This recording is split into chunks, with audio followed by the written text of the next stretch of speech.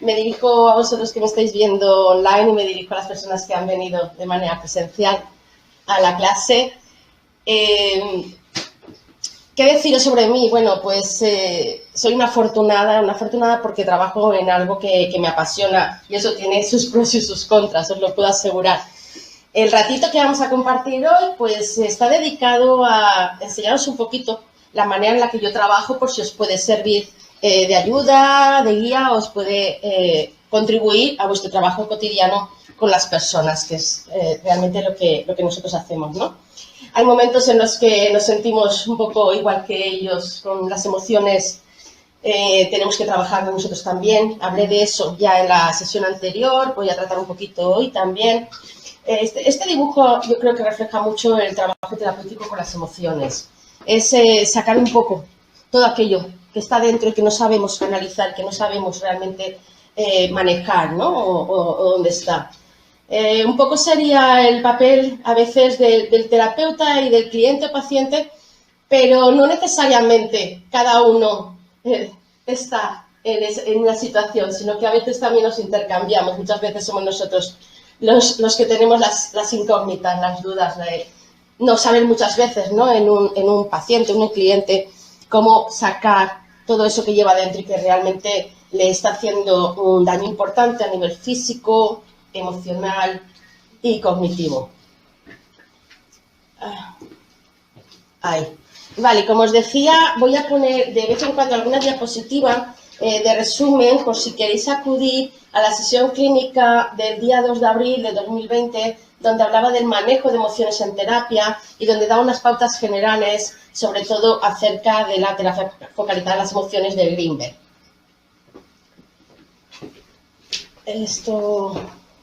Ahí vamos. Bien, en esa sesión, que fue más bien teórica, estábamos en pleno confinamiento todavía, ahí un poco raros, ¿no? Estuvimos hablando de qué son las emociones, la definición que hacía tanto Vizquerra como Greenberg y Pavio en su libro que tenéis en la bibliografía de esa misma sesión. Estuvimos haciendo un ejercicio sobre, cuando hablamos de emociones, realmente a qué nos estamos refiriendo, ¿no? Porque quien ha visto una emoción es algo realmente muy subjetivo, es algo que cada uno percibe o que incluso uno no es capaz de percibir, ¿no? Hablábamos también de la diferencia entre la terapia focalizada en las emociones como una forma específica de trabajo emocional que en su día surgió para el trabajo en terapia de parejas y que posteriormente pues, se ha generalizado a cualquier otro tipo de terapia, y su diferencia con otros tipos de terapias en cuanto a que la mayoría de las terapias modifican la relación entre respuesta y contexto, hace un tratamiento contextual con la intervención basada en principios del aprendizaje y no modifica las emociones de la persona per se. Mientras que la terapia focalizada en las emociones trabaja todo el tiempo con las emociones, con cualquier emoción. Teniendo como ejemplo este mundo emocional, nos podemos hacer una idea de hasta dónde, o el rango tan amplio que hay cuando vamos a trabajar con las emociones. Trabajamos con las emociones, pero no solo de las emociones del paciente-cliente, sino también con nuestras emociones. No nos tenemos que olvidar. Desde mi punto de vista, evidentemente, yo voy a trabajar y voy a hablar hoy desde mi experiencia personal que voy a compartir con vosotros. No significa que sea la mejor, es la que a mí me funciona y por eso lo comparto. Como os decía, ese mundo emocional, tanto mío como del otro, yo también tengo mi vida y yo también tengo que gestionar las emociones cuando alguien me está refiriendo a algún estado emocional, a alguna situación particular. Y si estamos trabajando en pareja, pues muchísimo más. No solamente la emoción de cada uno de los miembros de la pareja, sino que cada uno pueda entender el mundo emocional del otro, y os puedo asegurar que en ocasiones es un trabajo realmente complicado. Estamos mucho en el yo, pero yo y me hace. El me se da mucho. Voy a ir bastante rápido porque lo que me interesa es que nos paremos en ver los 3 ejemplos que os he traído de casos con pacientes y que eso pues, os pueda ayudar, y sobre todo que no me pase como la otra vez, que no hubo mucho tiempo para preguntas. Entonces me gustaría, y además me lo han pedido, dejar como unos 20-30 minutos para que podamos hacer ese intercambio, ¿no? de opiniones y si tenéis alguna pregunta yo os la puedo contestar, evidentemente. En esa sesión de abril también estuvimos viendo todos los modelos de la inteligencia emocional, también doy clases sobre inteligencia emocional, y entonces nos vemos como que hay, ¿cómo os diría yo? Son como dos mundos que pueden convivir. La inteligencia emocional, desde un punto de vista, podríamos decir, más práctico, más didáctico, con todo muy estructurado en cuanto a competencias emocionales, personales, interpersonales, y todo lo que tiene que ver con el trabajo que hace Greenberg desde un punto de vista más gestáltico, ¿no? Pero sí podemos trabajar. Yo creo que el psicólogo, tanto en formación como en la práctica, va escogiendo, ¿no? Es como si fueras al supermercado de diferentes orientaciones, estrategias, técnicas, y vamos escogiendo, y dependiendo de la persona que tenemos delante, por lo menos esa es mi creencia, pues voy a coger este y este, y a lo mejor para la otra persona cogeré este y aquel, ¿no? Y entonces vamos escogiendo un poquito de todo, de manera que si tenemos un amplio rango de habilidades, de capacidades, de estrategias, ¿no? O de herramientas, pues creo que va a ser mucho más fácil que podamos trabajar con la persona que tenemos delante y ayudarle a solucionar aquello por lo que viene a demandar nuestra ayuda. Como os digo, hablábamos de los modelos de inteligencia emocional, que ahora mismo hay bastantes, pero sobre todo yo me trabajo más a gusto con el de Mayer y Salovey, que posteriormente estuvo también Caruso, que habla de los componentes básicos, y también estuvimos viendo cómo trabajar cada uno de los componentes, ¿no? De la percepción emocional, y luego también teníamos el modelo que todos conocemos de Goleman, que trabaja con las competencias emocionales, y el modelo pentagonal de Vizquerra, que es quizás el más reciente y que es como muy estructurado. Vizquerra trabaja de una manera muy estructurada. Si vamos a empezar a trabajar con esto, estaría bien que viéramos este modelo pentagonal, porque es todo como muy estructurado y nos aclara las cosas. Hablábamos de algunas maneras en las que podemos medir la inteligencia emocional. Realmente, más que por obtener una puntuación, por valorar ciertos ítems o ciertos aspectos de la inteligencia emocional, para saber hacia dónde tenemos que dirigir más nuestros esfuerzos para ayudar a la persona que tenemos delante. Estuvimos dedicando bastante tiempo a la empatía. La empatía es algo que en terapia es fundamental, y en el trabajo con las emociones muchísimo más. No solamente nos la tenemos que entregar nosotros mismos, sino que tenemos que enseñar a la persona que tenemos delante, ¿no? Os estaba hablando de que quizás nos parezca algo como quizás muy espiritual, pero al fin y al cabo me gusta ponerlo porque para mí es la base del trabajo con las emociones en terapia. El aceptar cualquiera de las emociones. Nos resistimos a tener esa emoción. Muchas veces lo que ocurre es que ante esa resistencia de la emoción estoy creando todavía mayor malestar emocional. Entonces es muy importante poder... Ay, ¿por qué? ¿Por qué? Ahora. Vale. Estuvimos viendo también en esa sesión de abril el papel que tienen las emociones, ¿no? Que muchas veces nos confunden, nos inmovilizan, nos desbordan, ocupan demasiada energía mental muchas veces.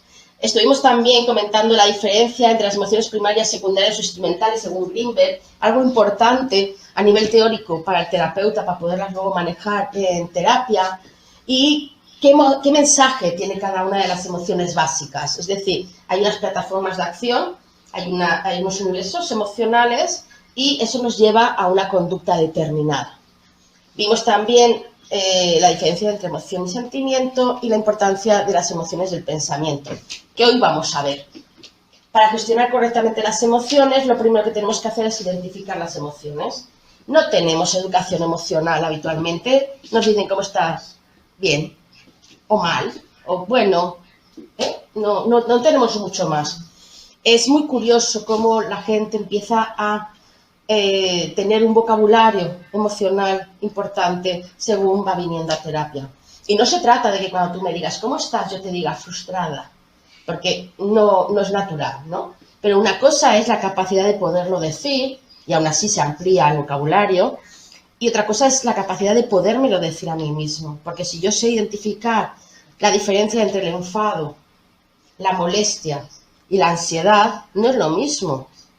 Y si yo soy capaz de identificarlo, también voy a ser capaz de escoger aquellas herramientas para cada una de las emociones, poderlas manejar de una manera adecuada. Cuando hablo del manejo emocional, estoy hablando de que cada uno de nosotros nos movemos dentro de un umbral emocional, ¿sí? Hacia abajo perdemos el control, hacia arriba perdemos el control. Aquí pueden haber picos más o menos, ¿cómo os diría?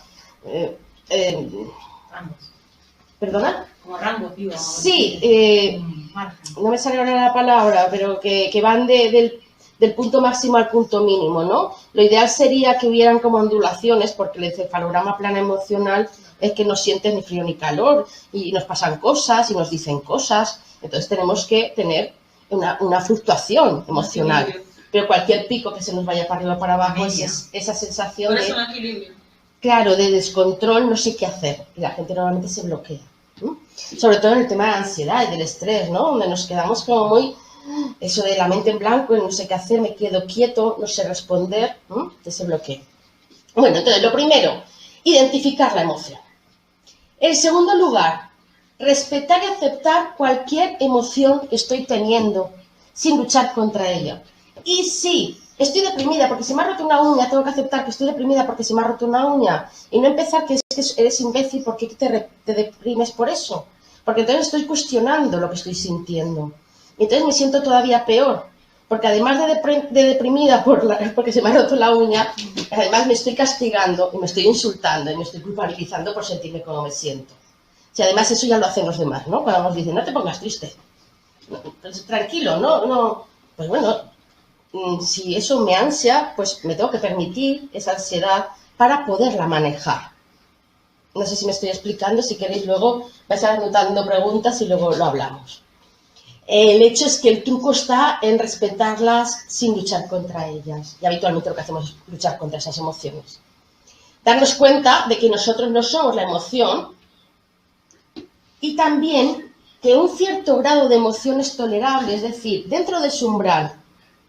La gente quiere ser feliz todo el tiempo. Eso no es posible, ni es sano psicológicamente. Entonces, un cierto grado de malestar en un momento determinado, incluso hasta es funcional, es tolerable, es bueno, ¿sí? Legitimar lo que se siente, el autorrespeto. Hay un texto muy bonito que se llama El autorrechazo. Si lo encontráis por ahí, os lo recomiendo. Y luego hay ejercicios tipo gestáltico. Si os apetece, los podéis buscar. Si queréis, luego os cuento algunos. Y si no, pues lo dejamos llevar. Tienen que ver con localizar la emoción en el cuerpo, con hacer ejercicios con el timo. Sabéis que tenemos aquí el timo, que para algunos es la glándula emocional. De manera que podemos sacar emociones desadaptativas, introducir emociones positivas. O el ejercicio de la coherencia cardíaca, donde si soy capaz de pensar bonito, pensar bien, pues voy a hacer que mi corazón baje también en frecuencia cardíaca. Es decir, hay una serie de ejercicios que cada uno, dentro de la orientación donde se vaya moviendo, puede utilizar más o menos, y sobre todo, más que dentro de la orientación que uno se mueva, que se lo crea y que sepa aplicarlo y que sea adecuada para esa persona. Porque si vamos a hacer una técnica que a esa persona no le sirve o no se va a creer, ya hemos perdido ese 80% de esa alianza, ¿vale? Todos esos ejercicios lo que nos ayudan es a reconocer y a conocer emociones y a tener otra manera de manejo emocional. Os voy a poner ahora una... Me han dado permiso los pacientes para que os ponga... Bueno, espérate, ahora aquí. Para que os ponga cosas, algunas cosas son en Word, otras cosas son a mano. Este es un mail tal cual, donde él mismo titulaba Pensamientos y emociones. Lo de nuevo lo he puesto yo porque he tenido que partir el email. Lo que quiero es que veáis un poco cómo una persona que en un momento determinado llega muy bloqueado, sin saber lo que siente, sin saber lo que quiere terapéuticamente, en un momento de la terapia puede verbalizar y puede identificar esas emociones. Es un poco poneros lo que os he estado diciendo a nivel teórico, ¿vale? Si queréis os leo. Dice, escribir me ayuda. Me siento de muchas formas. Con este email solo pretendo desahogarme y expresarte mis emociones actuales. Me ayuda a liberarme. Fijaros, esto me parece muy interesante. Él ya está siendo consciente de que para expresar las emociones le desahoga y le libera. yo a veces hablo de los cánceres emocionales, ¿no? Porque vamos reprimiendo, vamos reprimiendo, vamos reprimiendo. Y luego eso al final, desde enfermedades psicosomáticas hasta problemas importantes con uno mismo.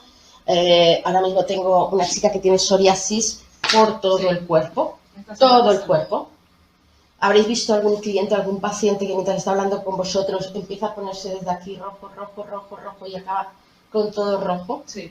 Entonces, problemas respiratorios, algunos asmas incluso, gastrointestinales totalmente, ¿no? ¿Qué pasa? Que cuando uno se encuentra mal, ¿qué hace? Se va al médico. Le hacen pruebas, le hacen pruebas, le hacen pruebas y al final le dicen, no, eso es ansiedad, porque todo es ansiedad, no es emocional, es ansiedad. Y a lo mejor no es ansiedad, pero te vienen diciendo, es que el médico me ha dicho que tengo ansiedad. Pues a lo mejor no es ansiedad. Pero bueno, es emocional seguro, ¿eh? Es emocional. Dice, ser una persona inconformista está bien, te ayuda a superarte y buscar nuevos retos, pero eso llevado a según qué planos puede no ser tan bueno. En este caso creo que es una putada. Desde nuestra última visita me he sentido con rabia, decepcionado, comprensivo y resignado. ¿Ves cómo ampliamos lo que es identificar emociones?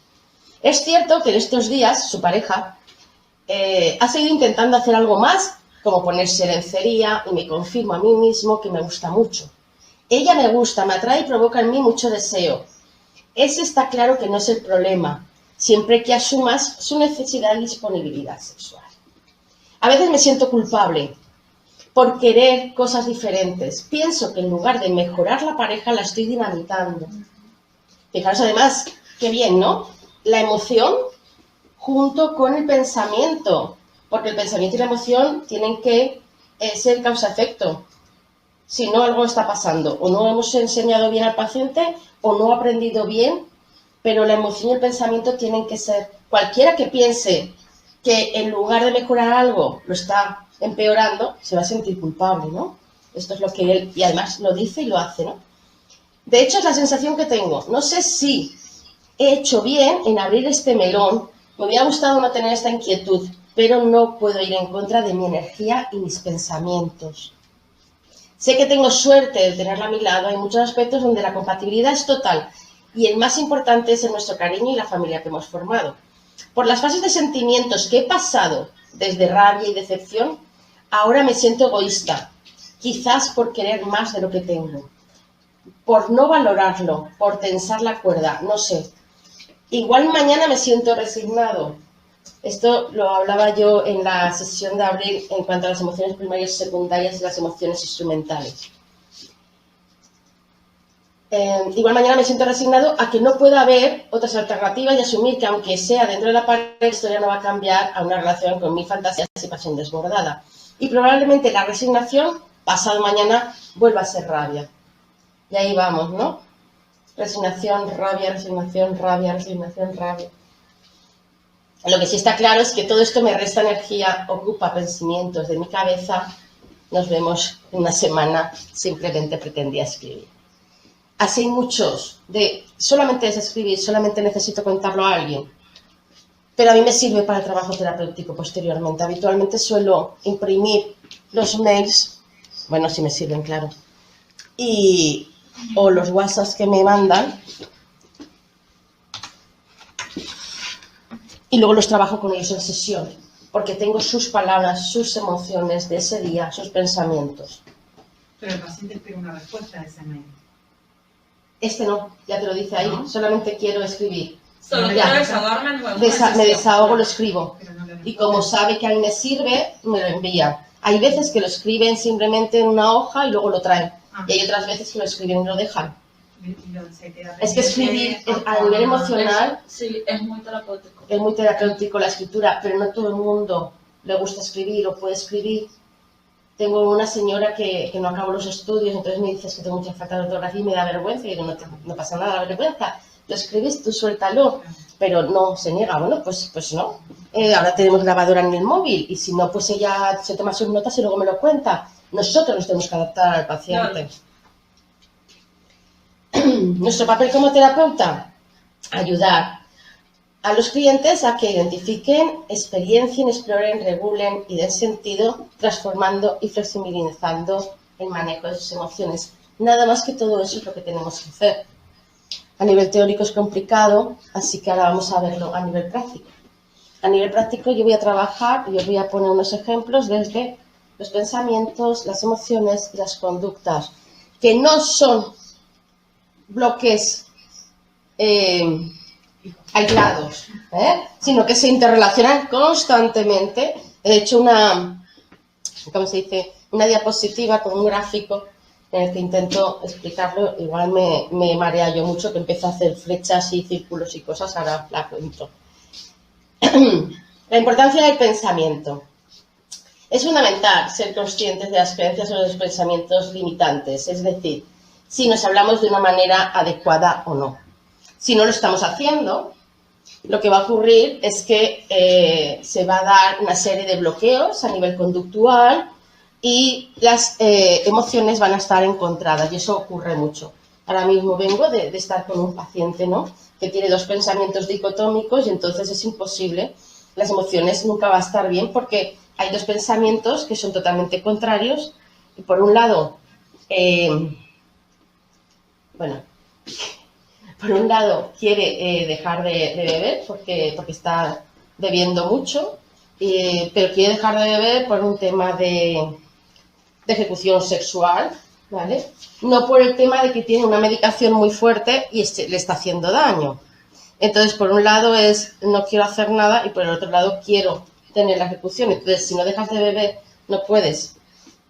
Y las cosas son como son. Ahora os lo he puesto también en una diapositiva con un caso de otra chica. Hay cosas que son, y tenemos que hacer entender a la gente que lo que es. Y a partir de ahí elige A o B. Porque a veces A y B son incompatibles. Aprenderemos a identificar el pensamiento o la creencia irracional de base, dependiendo con qué orientación psicológica trabajéis para cambiar pensamientos. Si hacéis terapia racional emotiva, si trabajáis con más una cuestión, fundamentalmente trabajamos o con el ISO o con Beck, ¿no? Y bueno, cada uno sabrá cómo hacerlo. Que están en la base de una emoción incómoda, y que yo siempre explico al paciente esto cómo funciona. Creo que la información rebaja mucho la ansiedad, y darles la información y que sepan lo que pasa, cuál es la razón por la que está pasando, hace que se cree esa alianza terapéutica. Nosotros vamos a trabajar, y además así se lo digo, con la intensidad y la duración de la emoción, porque toda emoción es funcional, toda emoción existe, toda emoción tengo que respetarla. Lo que puedo hacer es aquella emoción que es desagradable, bajar su intensidad, y hablamos del termómetro emocional, y entonces les ayudo a que aprendan a medir sus emociones. Igual que hablamos del rango de emociones, como antes he dicho, entre molestia, enfado y ansiedad, por no decir otra cosa más fuerte, ¿vale? Pues también les ayudo a que en cada una de las emociones aprendan hacer su valoración subjetiva de esa emoción. No es lo mismo 3 de molestia que 7 de molestia. Y tu 3 de molestia no es ni 3 de molestia. Entonces, abanico de emociones y termómetro en cada una de las emociones. Porque nosotros vamos a poder o bajar la intensidad de esa emoción.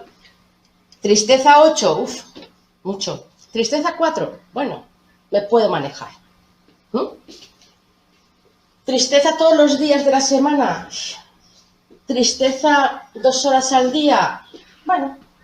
Entonces nosotros vamos a trabajar siempre, y así se lo digo, con la intensidad y la duración de la emoción, no con eliminar la emoción, que es algo que normalmente viene. Su demanda es: no quiero estar así, no quiero estar triste.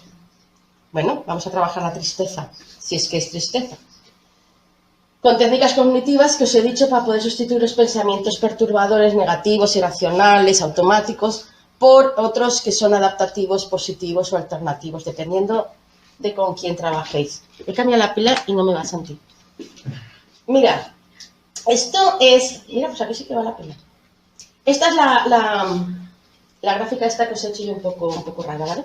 Ante una situación concreta, un acontecimiento, esto sería como el ABC, ¿no?, que todos conocemos. Ante una situación concreta todos interpretamos. Yo desde que doy clase, a lo mejor los primeros 5 años no, pero yo creo que llevo 25 años diciendo que la realidad no existe. y en ciertos foros la gente se te queda mirando un poco así raro o te lo intentan discutir, ¿no? A ver, sí que hay conceptos que tenemos todos aprendidos, que algo que tiene esta forma y lleva una mina se llama boli, pues todos llamamos boli. Ya si es bonito, si es feo, si es grande, pequeño o grueso, eso ya lo ponemos cada uno, ¿no? El valor. Entonces, la interpretación de lo que ocurre, la interpretación del mensaje, ya no hablemos de la comunicación, eso es otro tema. Igual para el año que viene, una sesión sobre comunicación. Interpretamos siempre la realidad. Vale, ¿qué va a pasar después de ese acontecimiento, esa situación, un recuerdo? Algo que en un momento determinado me pueda causar algún tipo de emoción negativa. La emoción es lo primero que uno a priori va a sentir hasta que hace terapia y entonces se da cuenta que normalmente antes de esa emoción está esa interpretación que tiene que ver con el pensamiento, ¿no? Lo que os decía, pensamiento, emoción y conducta que todo el tiempo están como ahí dando vueltas constantemente. A los pacientes no se lo explico así, a los pacientes se los explico, ahora luego os lo pongo con el ABC, de una manera más lineal, porque es mucho más fácil de entender. Pero la realidad es que la parte observable es la conducta, la parte no observable es el pensamiento y la emoción, y vamos a trabajar con los 3 tipos de respuesta. Como veis, estoy trabajando un poco entre las terapias cognitivas, entre lo conductual, la inteligencia emocional y me muevo en varios campos. Entonces, trabajaríamos con los 3 tipos de respuesta, la cognitiva, la motora y la fisiológica. Y todo eso pues, va a llevar unas consecuencias habitualmente a nivel emocional con la propia ejecución o en relación con los demás, la percepción que el otro va a tener de mí. ¿Vale? En base a esto, no hay manera, no quiere ir. ¿Así me muevo mucho? No te preocupes. Vale. Así sería como yo se lo explico más a mis pacientes, ¿no? El acontecimiento, el pensamiento y la consecuencia emocional y conductual, ¿vale?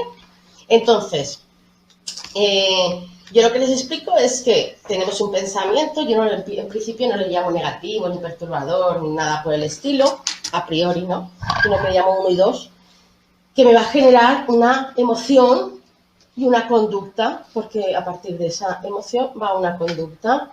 Entonces les explico que nosotros podemos identificar estos y si no nos sirven, porque no nos ayudan a ser mejores personas, ni a encontrarnos mejor, ni a conseguir nuestros objetivos, y nos hablamos, es una manera de hablarnos muy fea, pues tenemos que cambiarlos para sentirnos mejor y comportarnos de una manera más acorde a lo que nosotros queremos. Y entonces, la buena noticia es que podemos cambiarlos, ¿sí? Os voy a poner cómo ellos lo entienden y cómo ellos lo hacen, si os parece, y así vamos viendo ejemplos. Vale. Aquí, por ejemplo, yo les paso un cuestionario.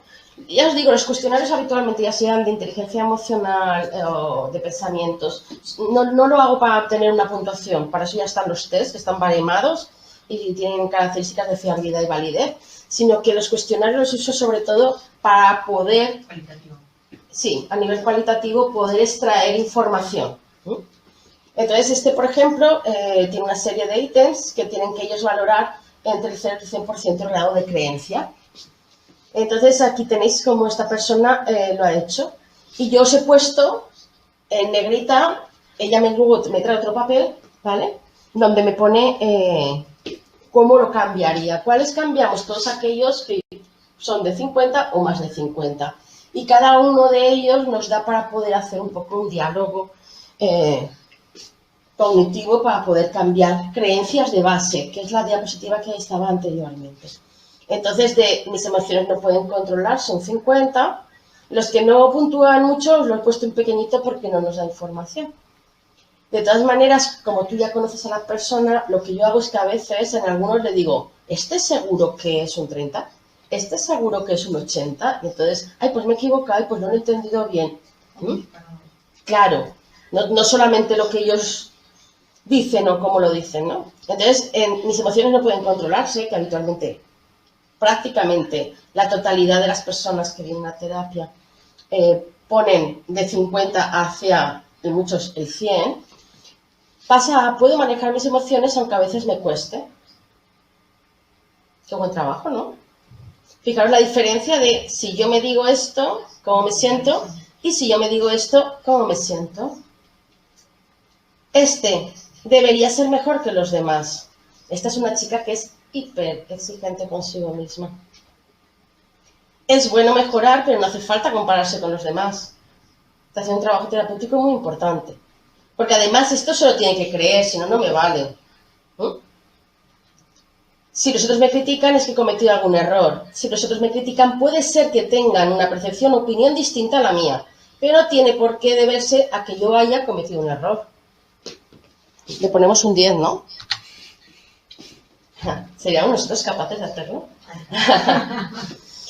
Hay un verdadero amor. Se puede amar a muchas personas de distintas maneras. Nunca debería de herir a nadie. En general es preferible no herir a las personas de manera intencional, pero a veces puede suceder. Qué buen trabajo, ¿no? El terapeuta debe ayudarme, ese es su trabajo. El terapeuta puede ayudarme o guiarme, pero el esfuerzo de base tiene que ser el mío. A esto hay que hacerle la ola directamente. Entonces, estos casos son los que realmente, y la mayoría de decir que son del estilo, ¡uf! ¡Qué bien!, ¿no? Sobre todo porque ella está bien. Solo puedo hacer las cosas cuando estoy de humor para ellas. Hay momentos en los que es más difícil hacer las cosas, pero aún así es preferible intentarlo para que sea yo el que controle las emociones y no al revés. Siempre estoy en la palestra, a veces me puedo sentir el centro de atención, pero puede ser una sensación mía y no ser la realidad. Necesito estar seguro para decidir. Estas en las personas que tienen esa necesidad de control como idea racional de base, suelen puntuarla bastante alto, fijaros un 80. Es importante tener algo de seguridad, pero siempre va a haber algo de incertidumbre en todas las decisiones que vaya a tomar. Uno debe de tener garantías, no siempre se pueden tener garantías, siempre hay algo de incertidumbre. Uf, la incertidumbre, que además esta muchacha la lleva tan mal. Tiene una necesidad de control tremenda. Ahora os contaré un caso de ella misma, donde hubo un factor precipitante que la dejó bloqueada colgando de la montaña. Conocer el porqué es esencial. El porqué puede ayudar a interpretar una situación, pero no es esencial. Si ésta se la cree, yo ya me doy con un canto en los dientes. El siguiente paso, ahora os lo cuento. Los demás deberían fiarse de mí. No todo el mundo tiene por qué fiarse de mí. Debería ser feliz todo el tiempo. No siempre puede ser uno feliz. Hay que asumir que puede haber días tristes. Esa para una persona que se pasa con lloros descontrolados horas, es tremenda. Pero las letras negras las escribió ella. Eran respuestas Sí, de sí, ella. sí. Las negritas son de ella. Que yo las he puesto justo debajo para que estuvieran dentro del mismo cuestionario. Sí, sí, las ha hecho ella. De hecho, las ha hecho esta semana. La tuve ayer y digo, pues lo voy a traer porque... Y me quedé anoche metiendo la negrita debajo de cada una de las... ¿Debería ser feliz todo el tiempo? Pues eso, días tristes. La ansiedad es peligrosa. La ansiedad no tiene por qué ser peligrosa si la acepto y aprendo a gestionarla. Además puede ser buena para empujarme a reaccionar a unas situaciones dañinas para mí. Esta chica ha tenido varios ataques de ansiedad por estar trabajando en un sitio donde no quería estar trabajando, por la presión, sobre todo de la pareja y toda la familia. Nadie la apoyaba para dejar el trabajo. ¿Cómo te dejas un trabajo ahora? En estos tiempos que corren, con lo bien que estás, con lo que estás cobrando.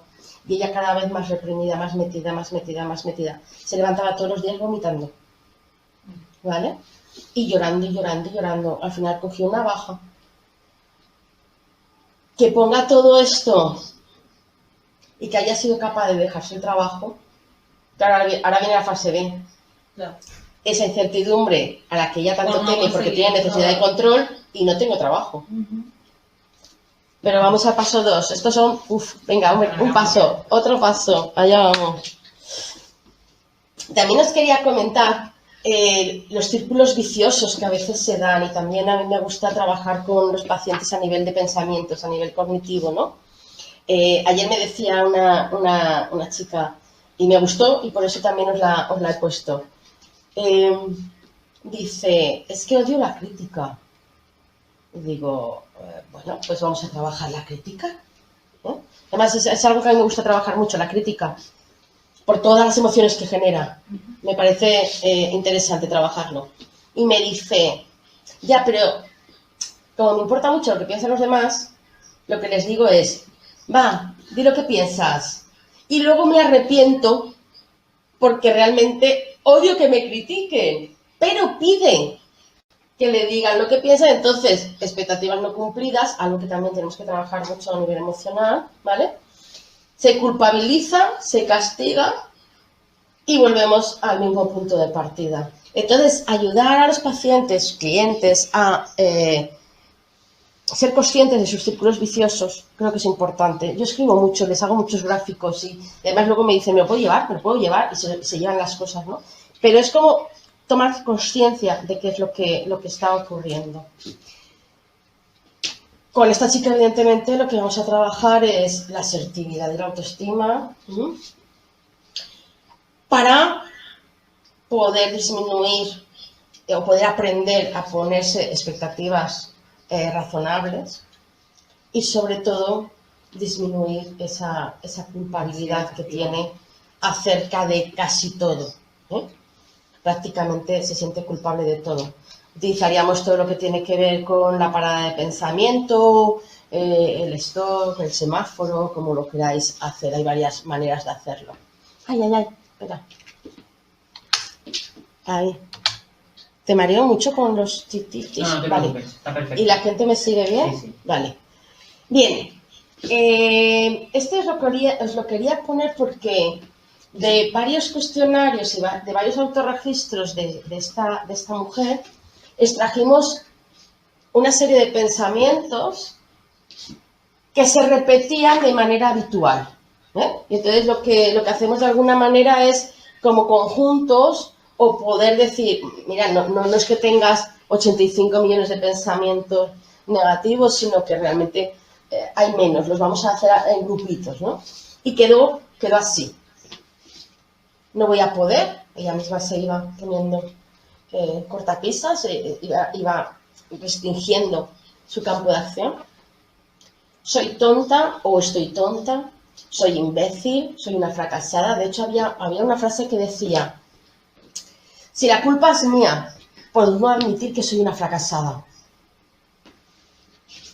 Me sabe mal, se va a enfadar, no sé quién me pone de los nervios, nunca voy a tener un trabajo decente. ¿Qué van a pensar de mí? ¿Qué van a decir si pensarán que soy una fracasada? No seré capaz de lograr mis objetivos, no sé para qué voy a hacer esto si voy a fracasar o si no lo voy a conseguir. Es terrible cometer errores, no soy capaz de manejar yo sola mis emociones, lo tengo que hacer yo todo, nadie me ayuda, qué mala suerte tengo, la culpa es mía. Y esto es sus pensamientos. Sabéis que tenemos unos 30.000 pensamientos al cabo del día y que el 90% se repiten de un día a otro. Pues ella se repetía esto todos los días. Imaginaos el estado de ánimo que tenía esta mujer. De hecho, hay una cosa que a mí no la podemos hacer, y menos ahora con los de la ley de protección de datos, pero yo siempre lo digo. Yo haría una foto al cliente el primer día que viene a consultar y le haría una foto cuando ya ha hecho un cierto trabajo terapéutico. La expresión de la cara, es que se les ve, la mirada y la postura. Es que ves que entra la gente y van así. Es como cerrados, ¿sabes? Y luego ya vienen y con la sonrisa, hasta con la mascarilla se les nota, ¿eh? Y sin la mascarilla muchísimo más. Bueno, pues esto era hace un mes aproximadamente, yo creo, que estábamos así. Y antes de ayer me trae esto.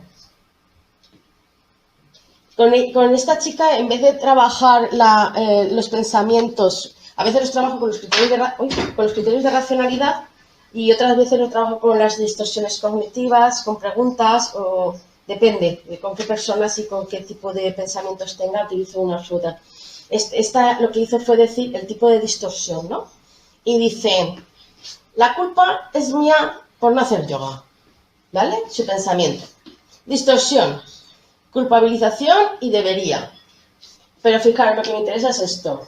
Pensamiento alternativo. Yo a veces les digo que los pensamientos distorsionados, negativos, son como estas personas que van siempre a darte donde más te duele, ¿no? Y que hay veces que lo que hay que hacer es o no hacerles caso o reírnos un poco de ellos para quitarles fuerza, ¿no? Y entonces yo, una de las técnicas que les digo es que piensen alguna canción así un poco divertida y que cuando tengan ese pensamiento, ¡pam!, metan la canción, ¿no? Por eso pone, la culpa es del cha-cha-cha. La culpa fue del cha-cha-cha, porque dice, la culpa es mía, dice, la culpa fue del cha-cha-cha. Como una respuesta automática a su pensamiento negativo que le hace sentir mal, ¿vale? Dice, como ahora estoy más tranquila, tengo menos tensión y ya no me he hecho daño. Y he vuelto a hacer yoga. Estaba tan tensa con todos esos pensamientos que tenía, era rigidez total, que es que tampoco podía hacer yoga y entonces nos metemos en otro círculo vicioso.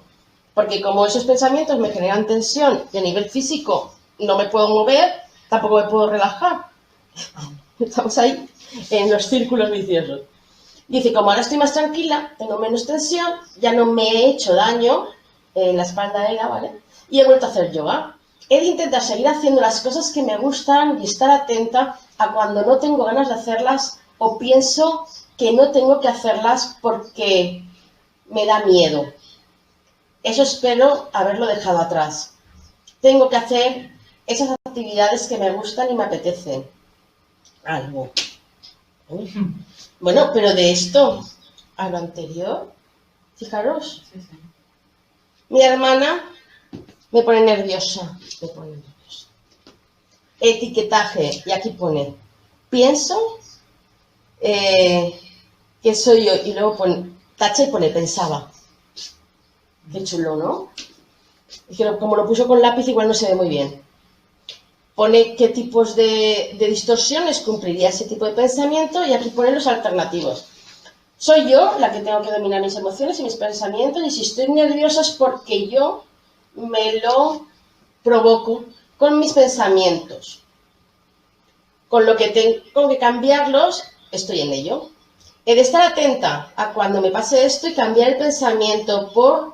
Lo importante no es que ella pueda pensar, lo importante es lo que yo piense. No os quiero contar, ¿qué tiene que ver eso con esto? ¿Sabéis? Pues imaginaos la cara. Era otra. Otro. Lo tengo que hacer yo todo. Nadie me ayuda. Tipo de distorsión. Alternativos. No es verdad. Sería un momento en que estaba de mal humor. Hay veces que sí me ayudan. Para que me ayuden he de pedirlo. Aunque creo que hay veces que no sería necesario. Cuando vea que esto pasa, lo mejor sería que en vez de enfadarme, me parara a pensar, respirara y pidiera ayuda.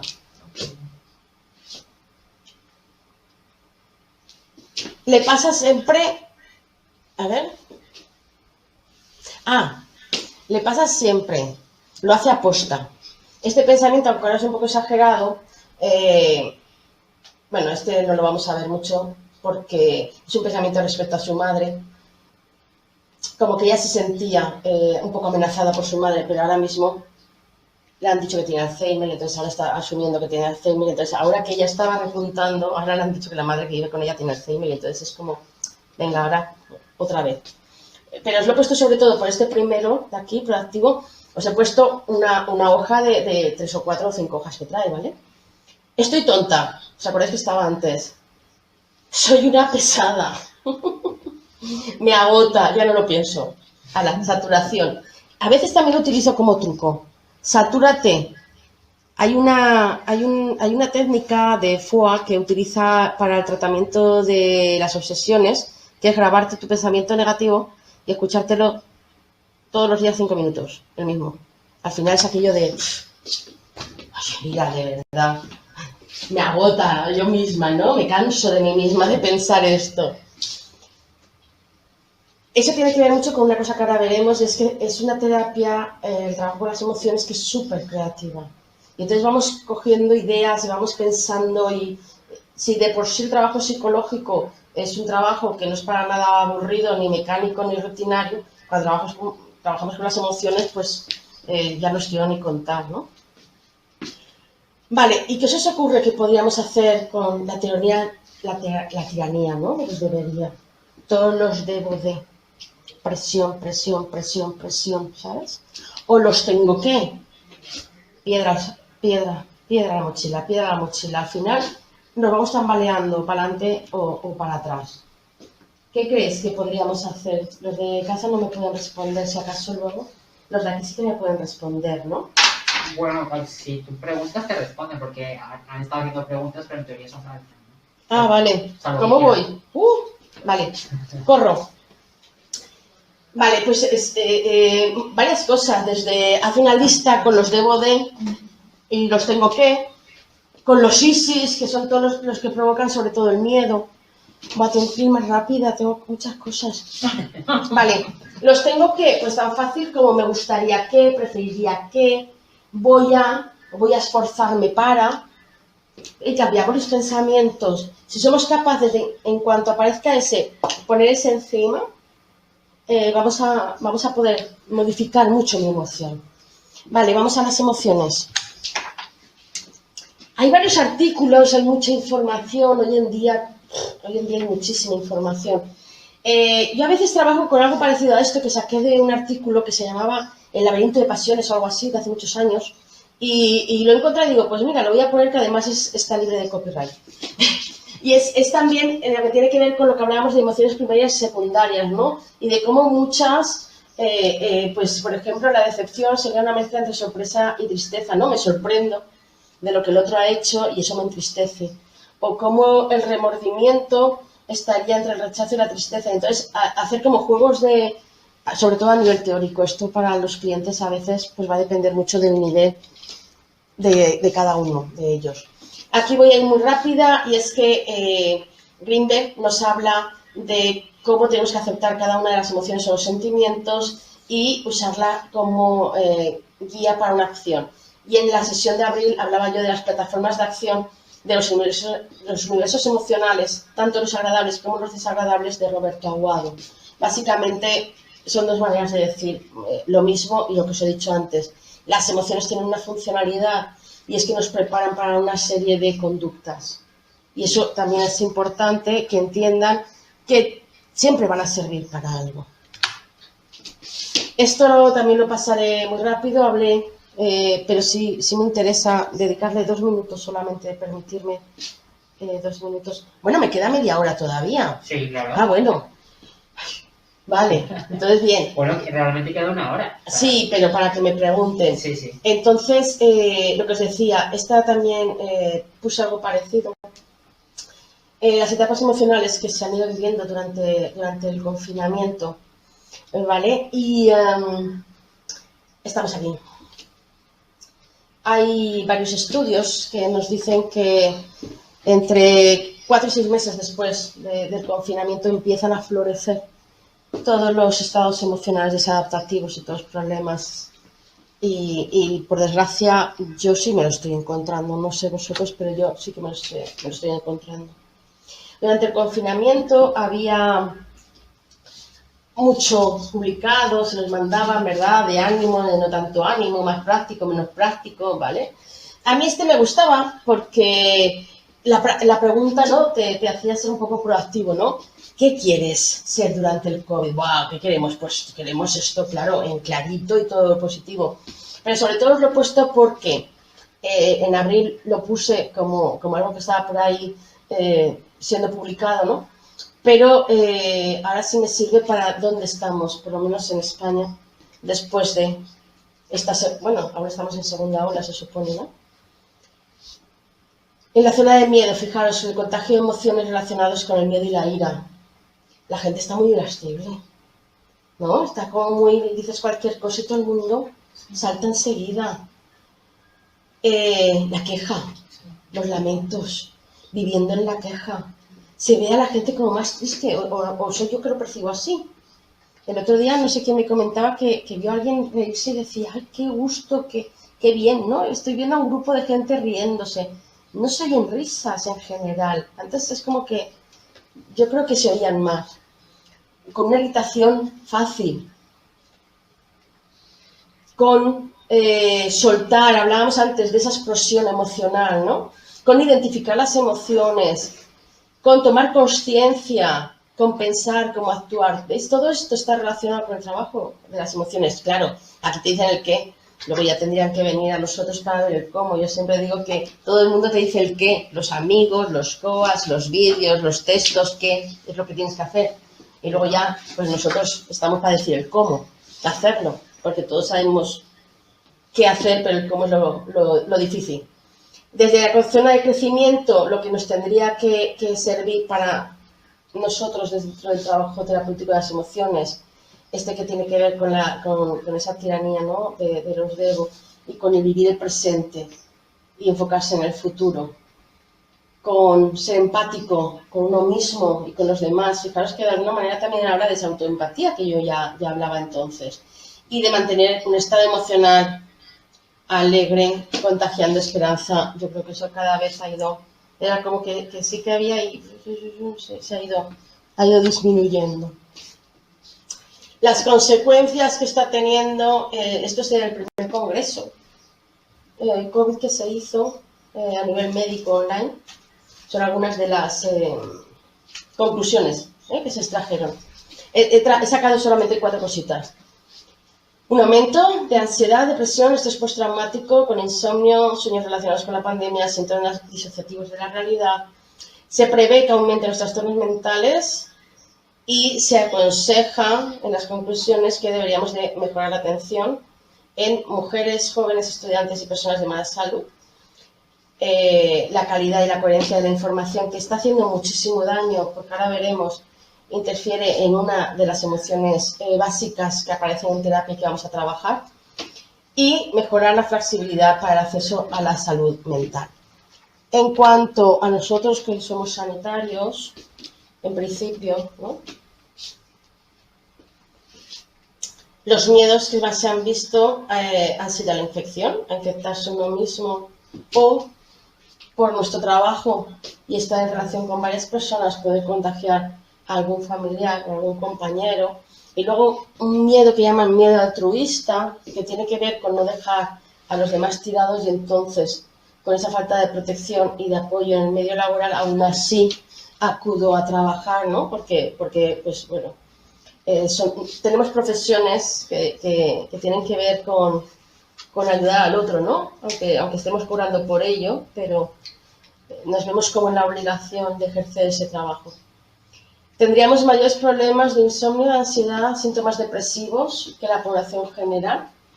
Somatización relacionada con dolores de cabeza y problemas gastrointestinales, problemas relacionados con el TOC, con los trastornos obsesivos compulsivos, y un mayor nivel de estrés. Entonces, esta diapositiva la pongo porque, por favor, cuidaros. Si nosotros no nos cuidamos, no vamos a poder cuidar. Entonces, el tema del autocuidado, tener herramientas para prevenir. Nosotros también sufrimos las emociones. Entonces, mi mensaje en este momento es ese, ¿no? El que nosotros también nos salvaguardemos, que a veces vamos de ayudar, y acuérdate que tú también estás, que si no luego va a ir mal la cosa. Y ahora me gustaría trabajar muy brevemente algunas de las emociones que más se pueden dar en terapia, viendo esa adaptación o desadaptación en cuanto a la funcionalidad en la vida cotidiana. Nos vamos a centrar en 4 de ellas, creo que es. Vamos a hablar del miedo. Hablaríamos del miedo adaptativo, que va a prevenir, proteger ciertas consecuencias negativas, nos va a ayudar a planificar y a tomar decisiones de una manera adecuada, asumiendo las consecuencias que tiene la decisión que voy a tomar. Miedo hay de muchos tipos, racionales y irracionales, ¿no? Nosotros vamos a trabajar sobre todo con los miedos insanos o irracionales. Tienen que ver con miedos reactivos, exagerados, donde sentimos que algo nos amenaza, estamos en alerta constante. Son miedos que nos agotan, incluso nos bloquean, inhibiendo la conducta, y nos metemos en bucles cognitivos de la negatividad, generando muchísima angustia. Tienen que ver también, por ejemplo, me estoy acordando de una chica que vino por un TOC, por un trastorno obsesivo convulsivo, como por el COVID, y vino con las manos quemadas hasta aquí, de la lejía. porque lo lavaba todo, absolutamente todo el tiempo, se había quemado toda la piel, todo el brazo quemado. Entonces son consecuencias negativas que tienen que ver con el miedo y en este caso a contraer la COVID. La angustia tampoco se puede, digo, como algo insano, ¿no? Digo, ¿Perdona? La angustia, digo, que la has puesto anteriormente como algo insano, digo, muchas veces la angustia tiene que ver con una expresión de las emociones, ¿no? Digo, Sí, no, claro, vamos a ver, una cosa es que, sí, una cosa es que Pero ahí- ese bucle cognitivo en la negatividad, de todo negativo, todo negativo, todo negativo, me lleva a una angustia y esa angustia no es agradable. Claro, Por eso una lo ponemos angustia relacionada con como esa algo angustia, insano, vale. desadaptativo, ¿vale? El que sea desadaptativo, que ya lo he puesto en dos y quiero que quede claro, el que sea desadaptativo no significa que no tenga funcionalidad, Claro, bien, ¿vale? claro, Yo creo que todo tiene su función. claro. Lo que pasa es que hay que saber sacarla. Y Claro. cuando uno lo está pasando, no acaba de verlo, ¿no? Con el enfado o la ira pasa prácticamente lo mismo. La ira sana nos va a defender ante amenazas y la expresión adecuada del enfado la trabajaríamos mediante técnicas de asertividad, de comunicación adecuadas, ¿vale?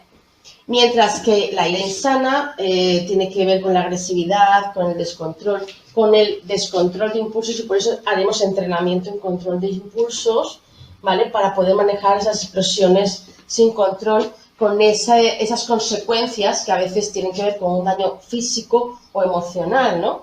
Esto de los insultos, yo creo que todo el mundo ha leído el texto del papel arrugado, ¿no? Que una vez arrugas un papel, por mucho que lo extiendas o lo planches, el papel ya está arrugado, ¿no? Entonces lo que nosotros decimos a los demás en esa explosión sin control, y además muchas veces la gente lo que te dice es que yo soy así, es que tengo un pronto, pero luego se me pasa, sí, a ti se te pasa, pero todo lo que ha salido por tu boca bonita, el otro lo ha escuchado, y eso al final va haciendo mella, ¿no? Aunque no lo hayas dicho con mala intención, aunque haya sido sin querer, esas explosiones sin control en un momento determinado como algo puntual, todos hemos tenido y todos vamos a tener. Pero si es algo constante en la que, y luego es perdón y vuelvo a hacerlo, perdón y vuelvo a hacerlo, eso en una relación la va minando, ¿no? Yo a veces les digo, es como si tú tienes algo, ¿no? Y yo cada vez que paso por aquí, pum, me voy, pum, me doy. Pues al final cuando me da 500 veces, esto ya no puedes restaurarlo, ya he hecho la mella. Vale, os voy a poner aquí el caso de un escrito de una paciente después de haber escrito. Me explico. Yo les hago primero escribir lo que sienten, les hago hacer cartas a las emociones o a las personas. Y cuando luego trabajamos, y entonces, vale, ahora vuélvemelo a escribir. Entonces, esta es el reescrito, después del tratamiento. El primero, no hace falta ni que lo veáis. He puesto en el web porque una de las cosas que hago, que creo que a ellos también les gusta, es que pues les digo, es que lo has hecho fenomenal, lo voy a poner en clase, ¡ay, qué bien!, ¿no? O lo voy a publicar en mi web. Y entonces voy publicando en la web escritos de los pacientes, sin poner sus nombres, pero ellos sí saben, ¿no?, quiénes. Mi rabia. Dice, estos últimos meses he sentido mucha rabia hacia su chico, aunque pensaba que esa rabia en ocasiones me ayudaba a expresarme, he entendido que no es así, porque ella lo que decía es que, bueno, pues así no me lo dejo dentro. Y entonces, para no dejármelo dentro, pues allá que voy, ¿vale? Ya que él decía, bueno, vale, bien, me porté mal, pero no puedo estar siendo castigado todos los días a todas horas, porque entonces ya no es que me tengas que perdonar, es que a lo mejor yo ya no quiero estar aquí. Expresar las cosas que siento desde esta emoción no me ayuda a sentirme mejor ni a solucionar mis problemas, porque no me expreso de una manera asertiva. Por eso, durante las últimas semanas me he dado cuenta que sintiendo rabia y quedándome anclada en esta emoción, no consigo nada bueno. Por un lado, esa rabia hace que me vaya encendiendo poco a poco como si fuese una olla a presión y que vaya acumulando cosas que no gestiono como debería. Me voy guardando las cosas para mí y no lo comunico a la otra persona, por lo que cuando acabo explotando no entienden muy bien por qué. Claro, va acumulando y luego por una cosita mínima se rebosa el tarro de la emoción negativa. Al final acabo teniendo un conflicto porque me comunico de una manera muy agresiva, y cuando dice ella muy agresiva, es que es muy agresiva, además usando el sarcasmo, a lo que además él no llega, o porque castigo al otro, aunque lo haga de una manera inconsciente. Ahí se nota mucho el trabajo terapéutico, ¿no? Donde, bueno, ¿y no crees que a lo mejor esto es que aún lo estás castigando? No le dejamos caer, y entonces ella luego viene y hace, aunque castigo, y dices, vale, escuchaste. Por otro lado, la rabia me hace distanciarme, en este caso de su pareja. De esta forma consigo lo contrario de lo que me gustaría, porque también se aleja de mí y al final cada uno está en sus cosas. Aunque me cuesta no dar vueltas a las cosas, estoy tratando de aceptar lo que ha pasado sin más. ¡Wow! Intento no cuestionarme por qué ha hecho ciertas cosas, así como dejar de presionarme por no entender, necesidad de control total, lo que estaba pasando, a no poder controlarlo. Incluso dejar de darle vueltas a por qué no fui capaz de hacer nada. Lo que intento al final es no entrar en un bucle de pensamiento que me hace sentir rabia y hace que me vaya encendiendo. Me gustaría aceptar lo que me ha pasado y perdonar, sin sentir rencor y pudiendo estar tranquila. Lo que tenga que pasar, pasará igualmente. Yo no puedo controlarlo y lo único que consigo es estar mal yo y no avanzar en mi relación. No me digáis que no es para comérselos a besos a todos los pacientes que tengo. Ay, sí, yo os digo, me he presentado así, de verdad lo siento, creo que soy muy afortunada porque además es que son muy agradecidos, ¿no? También la gente. Vale, en cuanto a la tristeza, lo mismo, tendríamos la adaptativa y la desadaptativa. La adaptativa nos va a ayudar a asimilar situaciones adversas, entender nuestras necesidades y buscar apoyo o apego, que tiene que ver con la conexión con los demás, y definir algunos cambios y nuevas metas en la vida. Mientras que la desadaptativa, que es habitualmente con la que vamos a trabajar, nos va a anclar en el pasado, en la queja, en los lamentos. Yo he defendido desde hace muchos años que las personas tenemos dos opciones: o tirar hacia adelante con lo que tienes, o quedarte en una esquina llorando por lo que no tienes. Y ya está. Y si partes de esa base, yo creo que todo es mucho más sencillo. La tristeza desadaptativa nos ancla en las frustraciones y, por tanto, son como, ¿sabes? Yo visualizo mucho las cosas y es como si tuvieras puestas ventosas en la espalda, cogidas a la pared, ¿no? Y es como que vas a intentar avanzar y te tira para atrás, ¿no? Y es como un esfuerzo, estás haciendo mucho esfuerzo para tirar para adelante y te tira para atrás, ¿no? Es muy cansado. La gente viene sufriendo mucho. Un diálogo negativo, pesimista, de desesperanza, que tiene que ver con la indefensión aprendida. En la tristeza, sobre todo, vamos a trabajar con duelos, rupturas de pareja, y ahora con la COVID, pues el no haber podido despedir, ¿no?, a nuestros seres queridos, no haber podido ver incluso antes de... Esa es la parte que pega más, o sea, a nivel psicológico. Claro. No verlo, Claro. no saber que es esa persona, o sea... Claro, el desconocimiento, la impotencia, vamos a hablar de la impotencia. Para mí, la incertidumbre y la impotencia son las emociones más complicadas de trabajar. Porque además es que son así, y la impotencia es que no puedes hacer, y si no puedes hacer, no puedes hacer, ¿no? Sí. Y la incertidumbre, cuando depende de alguien y no depende de ti, el saber, claro, el saber hasta dónde, cuándo depende de ti o no depende de ti, es lo que hay que aprender, y quizás es lo difícil, ¿no? Vale, te estaba diciendo que íbamos a ver precisamente, ¿no?, la incertidumbre para mí de las emociones más complicadas, ¿no? Con el COVID también se han juntado con la falta de confianza, con el negativismo, con esa información no contrastada, ambigua, dicotómica: ahora sí puedes, mañana no puedes, ahora te pongo una norma, mañana te la quito. No hemos podido tener... Si os acordáis, cuando entiendo que casi todos somos psicólogos y hemos estudiado principios del aprendizaje, si os acordáis, cuando dábamos principios de aprendizaje con los niños, sobre todo, las normas claras, los niños necesitan la coherencia, las normas claras, porque eso les proporciona una sensación de seguridad. Bueno, pues los principios de aprendizaje son igual para los niños que para los mayores. Entonces, si tú no tienes unas normas claras, es igual que en un trabajo, no sabes cuáles son tus funciones, ese ahora sí, ahora no, y esto lo tengo que hacer, no lo tengo que hacer, puedo, no puedo, te genera muchísima ansiedad, ¿no? Y no todo el mundo sabe manejar la ansiedad. Nos lleva a esa impotencia que las personas que tienen como idea irracional de base la necesidad de control, te desbanca total y absolutamente, te deja como sin estrategias, ¿vale? Vale, y aquí era donde os quería contar, no, lo tengo bajo, ahora os lo cuento, el caso de esta chica. Lo que os decía, ¿os acordáis que antes os he dicho, esta chica que ha escrito esto, lo de los pensamientos al principio? Vale, ahora ya está sin trabajo, lo ha decidido, se ha enfrentado a todo el mundo, al trabajo, a su pareja, a su hermano. Del primer cuestionario de los pensamientos alternativos me decía, es que yo lo que quiero es gestionar qué hacer cuando no sepa qué hacer para gestionar. Porque tengo la obsesión de saber hacer de todo, porque así si pasa algo, sabré qué hacer. O sea, necesidad de control total, ¿no?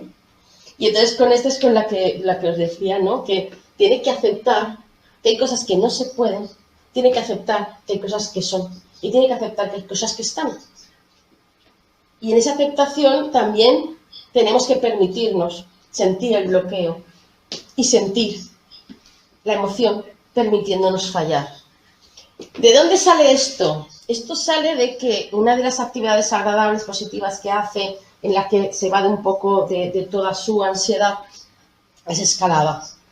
Y el domingo pasado está haciendo escalada y el chico que va de delante de ella se queda colgado boca abajo de una cuerda que era secundaria porque la principal no sé qué había pasado. Y ella sintió la necesidad de, como iba seguida a él, era ella la que tenía que salvarlo. Un pensamiento que surge en una sesión y el pensamiento tal cual es: quiero gestionar qué hacer cuando no sepa qué hacer para gestionar. Porque tengo una obsesión por saber hacer de todo y así si pasa algo sabré qué hacer. Este pensamiento, lo que se trabajó con ella fue la aceptación y el permiso. Aceptar que hay cosas que no se pueden, hay cosas que son, hay cosas que están, que hay que permitirse fallar, que hay que permitirse sentir y sentir también el bloqueo, porque ella aquí se quedó bloqueada. ¿Cuál fue la situación? Está haciendo una excursión, una escalada, y el chico que va justo delante de ella se le corta la cuerda, se queda colgado justo de una cuerda secundaria boca abajo, ¿no? Y ella estaba justo detrás. Y se quedó total y absolutamente bloqueada. Luego la culpa, ¿no? ¿Y por qué me quedo bloqueada? Y yo tenía que haber sabido, yo tenía que haber ido, ¿no? Entonces la presión que tiene, la autoexigencia de tener que saber de todo, y yo decía, pero tú sabes la cantidad de situaciones que se te pueden dar en la vida. No se puede saber de todo, ¿no? Bueno, la cuestión es que en ese momento hay este es un factor precipitante de esta chica tuvo, no llega a ser un trastorno por estrés postraumático, pero casi. Cuando es adolescente entra en su casa y su padre se había ahorcado. Y entonces sale todo colgada de la montaña. Pero el padre se había ahorcado. El padre se había ahorcado cuando ella ya era adolescente. Entonces, cuando ella llega a casa no sabe qué hacer, se siente culpable por todo lo que podía haber hecho, no sabía cómo salvar a su padre, no sabía a quién llamar, no sabía hacer nada. Y desde entonces, prácticamente, por lo que hablábamos de la infancia, ha estado sola y se siente sola. Porque su hermano luego se fue de Erasmus, su madre se fue a otra ciudad y ella se quedó en esa casa con 16 años sola. Y lo lleva arrastrando. Entonces, no cumple del todo todos los criterios de un TEP, un trastorno por estrés postraumático, pero casi. Algo que ha salido, pues, casi 20 años después. 15 años seguro. A posteriori. Y tratando que estábamos eso en sesiones, ¿vale? Junto con ese dejarse el trabajo, más problemas con el novio y con la madre, pasa lo de la escalada. Claro, porque ¿para qué va a ser fácil? Hay sesiones que es que no te da la vida para todo lo que hay que tratar. Y entonces es precipitante, pero genial, porque si ya estábamos trabajando eso, esto nos ha servido para poder un poco ya ponerle un camino a esas emociones que todavía tiene, que todavía le salen de ese recuerdo de es que yo no pude hacer nada por mi padre. y no pude hacer nada por este chico, porque me quedo bloqueado. Entonces tengo que, y saber de todo y estar preparada y no bloquearme, esa exigencia. Sí. Claro, evidentemente, ¿qué pasó? Eso pasó el domingo. ¿Qué pasó el lunes? Un ataque de ansiedad. Empieza a hablar de no sé qué tontería con su novio y a partir de ahí, y le dio un ataque de ansiedad, pero ella es consciente, aprendido, ¿no? Es consciente, empecé a hiperventilar, empecé a pensar, ¿vale? Y luego pudo bajar y pudo manejar y pudo controlar. Que al final es de lo que se trata, ¿no? De que todos los ataques de pánico, una vez ya te han dado, un par de ellos sean oportunidades para darte cuenta que puedes manejar y permitirlos. En cuanto más te niegues, peor. Vale, vamos a ver. Bueno, esto ya sabéis que los azucarillos y todo se ponen el dolor es, ¿cómo es? El dolor es necesario y el sufrimiento es opcional o algo así, ¿no? Bueno, yo creo que el dolor no solamente es necesario, sino que es inevitable. Que te duelan las cosas es normal, todos tenemos expectativas, frustraciones, nos relacionamos con gente, hacemos cosas que no obtenemos el resultado que esperamos, es decir, es la vida, ¿no? Entonces el dolor, siempre que sea un dolor que se pueda manejar y que me sirva de aprendizaje. Ya el sufrimiento, que es estar dándole vueltas a lo que me duele, ya no. Hay un libro de María Jesús Alaba que os recomiendo, que es La inutilidad del sufrimiento, y que habla un poco esto, ¿no? Que se origina precisamente por no aceptar lo que está sucediendo. Vale, en cuanto a conducta, solo 2 diapos. Este es un ejercicio que yo les hago para también trabajar esa parte conductual, ¿vale? Aquí habrían rayitas donde van poniendo, ¿vale? Yo me siento así cuando, y entonces tienen que poner cuando se sienten mal. Pero como triste, no sé qué, mal, lo que para ti sea una emoción en la que no te sientas a gusto o que veas que está coartando tu vida cotidiana. Y luego, ¿qué es lo que ellos han hecho o qué es lo que creen que podrían hacer? Y luego yo les voy ayudando, pero en un primer momento que se impliquen en la solución, que sean proactivos dentro del tratamiento, para mí es muy importante. Y luego, bueno, pues también utilizo todo lo que tiene que ver con cualquier tipo de ejercicio, de estiramientos, de deporte. Yo me pongo también ahí les pongo algún tipo de música que bailen para soltar, porque necesitamos soltar, es muy importante. Quitar esa tensión que te produce la emoción, ¿no? Entonces, dicen que si te pones un lápiz y sonríes, el cerebro piensa que estás bien y se relaja. Bueno, pues sería una cuestión de probarlo, ¿por qué no, no? Entonces, cualquier cosa que nos sirva para canalizar, para sacar, para desbloquear, para soltar, ¿no? Me estoy encontrando mucha gente que ahora está, no sé si ha sido por el confinamiento, porque les gusta, con el tema de la música, escuchar música, aprender instrumentos tocando de manera autodidacta o con profesores online, piano, guitarra, mucha gente, ¿no?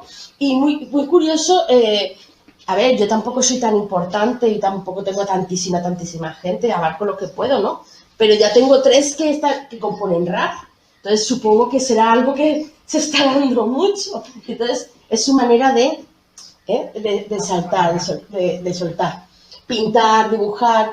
Está, por ejemplo, los Mindtangle, que es una meditación creativa, que es como hacer eso que hacíamos en el colegio, que pintabas un poco, luego haces un triángulo, luego haces un círculo, pero te van diciendo cómo hacerlo. Y bueno, pues un par de pacientes me han dicho que les gusta y que funciona, ¿vale?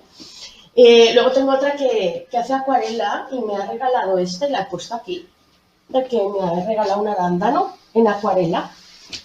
Todo lo que tiene que ver con mindfulness, con estar con gente o con animales domésticos, todo aquello que pensemos que nos canaliza las emociones o que nos hace relajarnos un poquito. Para concluir, lo que nos explica Vallès, que las emociones tienen 3 niveles, como hemos visto, conductual, cognitivo y psicofisiológico. He intentado daros un poquito de cada. Y que la regulación del comportamiento va a afectar a los 3 niveles de respuesta. La autorregulación emocional va a funcionar como un sistema de control para poder supervisar los ajustes que tienen que darse entre la experiencia emocional, y las metas que cada uno tiene. Entonces también vamos a trabajar con las metas. Al final el trabajo terapéutico con las emociones es un poco un trabajo con todo, en la globalidad, ¿no? Porque cualquier cosa nos puede generar una emoción desadaptativa. Es muy importante en el cambio terapéutico el juego, la creatividad, la espontaneidad en nosotros, en los terapeutas, entendiendo por creatividad hacer crecer, producir cosas nuevas, herramientas para elaborar conclusiones y resolver problemas de manera original. Y ahora tenemos un espacio para compartir, si os apetece. Clavada. Sí. Muchas gracias por Me venir. encantó. Voy a... Gracias. ¿Ahora qué hago? Vale, ¿vas a necesitar la presentación para responder o No. te pongo pantalla completa? No, pongo esto para que lo tengan y ya me despido. Ok, pues así. Entonces va. Ahí está. Hasta luego. Entendí cómo. Pero en las sesiones que usted tiene, siempre se enfoca desde el principio en el porqué de la raíz de la emoción o en cómo manejarla directamente, más en el aquí y en el ahora. No, yo siempre, pero eso me viene a mí de mi parte cognitivo-conductual. Porque de que el por qué, bueno, pues si sale bien, ¿vale? Pero si tú me vienes con una fobia a un perro o necesitas hablar en público, te voy a enseñar cómo hacerlo. Si durante el proceso sale el por qué, genial. Y si cuando lo hemos solucionado quieres que vayamos al por qué, pues bien. Pero a veces el por qué, yo qué sé, pues igual es que tienes fobia a los perros porque siendo muy pequeña tu abuela te decía y tú no te acuerdas ni siquiera de eso, entonces... Pero bueno, esa es mi manera de... Claro. Hay algunos que sí que llegan a ostras, pues me acuerdo que de repente, ¿no? Una vez, o de repente sale un bullying, o sale un acoso sexual, y va saliendo una vez, uno se va abriendo, sí. ¿vale? Va quitándose esas capas, pues podemos hacerlo. Vale, ¿Me siento? ¿Es más cómodo? lo que quieras. ¿Prefieres sentarte? No. Vale, pues te leo. Mm. Vale. Que no lo leo yo. Bueno, Vale. sí, me puedo sentar yo allí y te lo leo. No, Sí, léemelo sin tú. problema. Ay, qué horror sacar ya esto, ¿no? Te lo gestiono yo desde aquí. Vale, así puedes ir leyendo tú. Vale, perfecto. Mira, ahí Alejandra. A ver, Alejandra, ¿de qué manera se puede trabajar el manejo de las emociones con adultos con TEA, sobre todo por la cuestión de la pandemia? Madre mía, para eso necesitamos un manual, Alejandra. La pandemia, ya lo he puesto antes, ha hecho y ha ocasionado que muchos de los problemas afloren y toda la sintomatología se ha desbordado. Si ya de por sí es complicado en un TEA adulto o infantil el manejo emocional, en el confinamiento y con la pandemia se ha puesto todo más de patas arriba, ¿no? Yo he tenido algún paciente y lo que hemos hecho es pues que puedan salir y hemos hecho alguna carta para que si la policía los parara pudieran por lo menos tener un poco de desfogue porque si no se subían por las paredes. Vale, Paola. A ver. Recomendar un libro sobre técnicas cognitivas para modificación de pensamiento. Bueno, pues cualquiera de Ellis o de Beck, de DDB, tienes algunos. Y si no, con el que te he dicho de la inutilidad del sufrimiento de María Jesús Alaba, puedes trabajarlo también. Pero cualquiera que sea de Beck o de Ellis con distorsiones cognitivas te puede ir bien. ¿Cómo podemos controlar la incertidumbre? No se puede controlar la incertidumbre, Carlota. Por eso es incertidumbre. Porque no tenemos nada cierto. Tenemos que aceptar que existen ciertas emociones y podemos hacer hasta donde podemos hacer. ¿Podrías darnos alguna bibliografía sobre la pena y la culpa? Uf. Sobre la pena, Rosa María, entiendo que es la tristeza y a partir de ahí pues cualquiera cualquier libro que tengas sobre depresión. Y la culpa yo suelo utilizar un par de capítulos de libros. Como libro como tal, ahora mismo no conozco ninguno, seguro que lo hay. Pero yo trabajo con un par de capítulos. Uno es el capítulo de Tus zonas erróneas de Dyer, y el otro ahora mismo no recuerdo, pero si quieres te dejo el correo y te lo digo. ¿Algún libro? Oye, que soy la bibliotecaria, solo me preguntan libros. El libro sobre trabajar emociones de forma práctica. Sí, Aitor, el de Greenberg y Pavio del 2000. Lo tienes en la bibliografía de la sesión de abril. Y tienes también ejercicios, si te gusta la manera del trabajo terapéutico focalizado en las emociones de Greenberg. Para sustituir pensamientos de Paola, pues cualquiera de Ellis, cualquiera de Bell, cualquiera que sea de, ¿cómo se llama? Reestructuración cognitiva. Antiguamente la editorial DDB, entiendo que podrás encontrarlos a lo mejor de segunda mano, esos libros. Pero ¿cómo se llaman? Las editoriales de DDB, de Desclés y las de Martínez Roca, tenían cosas muy prácticas, muy adecuadas. A ver, ¿qué me ponías aquí? Yasmiri, ¿qué ocurre con los pacientes que llegan a consulta porque lloran durante el sueño o se despiertan llorando de manera frecuente? ¿Qué herramientas podemos darles para que se encuentren mejor? Lo que tenemos que averiguar, Yasmiri, es qué es lo que están guardando. Cuando el lloro es una manera que tiene el cuerpo de sacar. Y a mí me ha pasado muchas veces en algunos pacientes con ansiedad haciendo algún tipo de relajación, que en la propia relajación se han puesto a llorar descontroladamente, ¿no? ¿Qué pasa en el sueño? Que nos relajamos, lo mismo que en la relajación o en la hipnosis, ¿no? Nos relajamos y entonces salen todos nuestros miedos, nuestras necesidades, deseos no cumplidos y entonces o nuestras emociones no manejadas. Entonces, cuando una persona está llorando tanto, realmente lo que está pasando es que hay algo que no está funcionando. El cuerpo nos avisa de lo que está pasando. Quiero decir, el cuerpo realmente nos manda señales con problemas gastrointestinales, dolores de cabeza, con lloros descontrolados, sin razones aparentes. Ahí es que a nivel emocional está ocurriendo algo. Tenemos que averiguarlo. Me gustaría saber cómo gestionar las emociones resultantes en una situación en la que, a pesar de haber identificado y expresado las emociones, el ambiente más cercano no las valida, sino todo lo contrario. Paula, asertividad.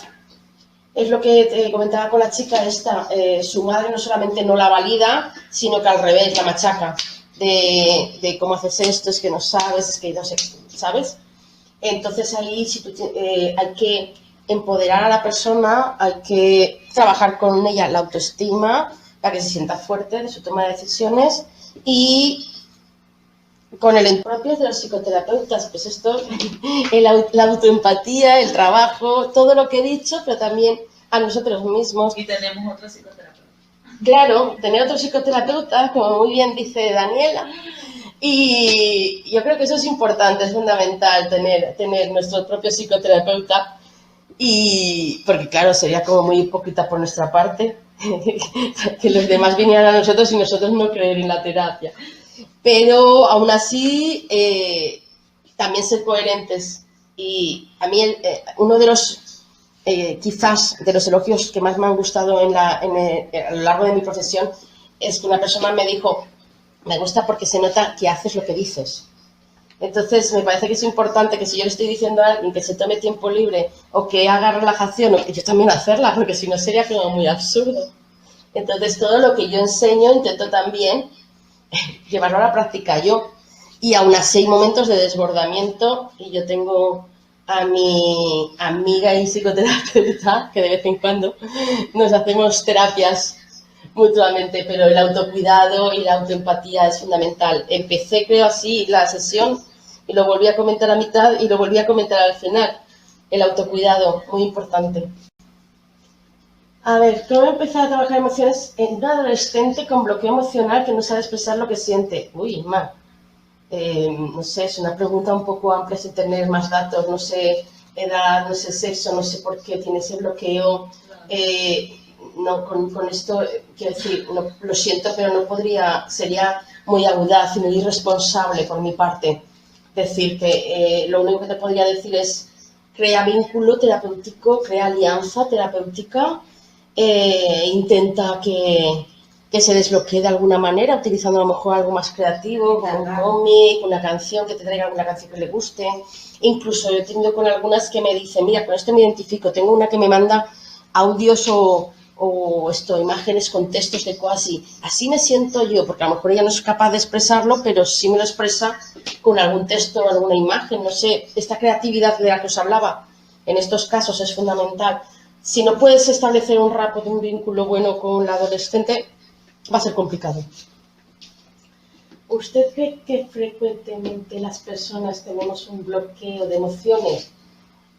Hombre, unos más y otros menos, por eso unos necesitamos más terapia que otros. Pero sí, educación emocional tenemos poquitos. Educación emocional tenemos poquitos. Tengo una adolescente de 12 años que le dice a la mamá que le está gustando el sexo. ¿Cómo le trabajo a este niño? Madre mía, qué preguntas.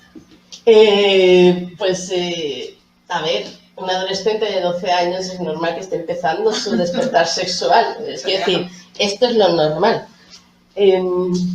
No sé qué tienes que trabajar al niño, más que explicarle que la sexualidad empieza desde que uno nace hasta que uno muere y que cada etapa evolutiva tiene una vivencia de la sexualidad y que hay cosas que se pueden hacer en público y cosas que no se pueden hacer en público y un poco de educación sexual. Psicoeducación. No le veo...